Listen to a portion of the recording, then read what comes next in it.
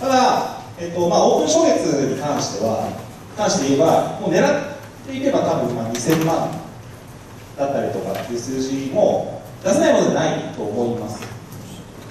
これから話すんですけど、その手前の計画っていうのはすごく大事になってくる。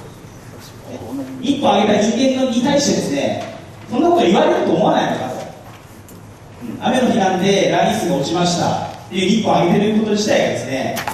言われる前にその気づきなさいということはやはり教育のツールとしてですね、一歩はぜひ使っていただきたい。で、それが、アクションプランとしっかり連動しているのかどうかってすごく大事で、これ結構悪い例なんですけど、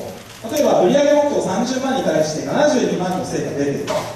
中で、先ほども何度も言いますけど、達成したことに着目して、そこに対してのなぜを追いかけてないので、これ次に繋がらないんです。これ確実に思いとして伝えていただきたいというところですね。自社のオペレーション、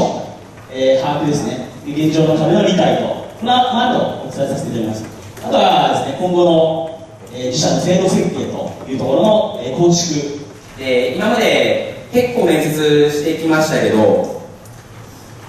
ちろん新卒もそうなんですけど、中途の人も、今までやってきた自信があったりとか、経歴なんかがいろいろあるんですけど、本気でこの業界がじゃあどういうふうになっていって、これからどういうのを求められてみたいなものが分かっている人っていうのがほぼ僕がした中ではいなかったので、そこら辺なんかを話してました。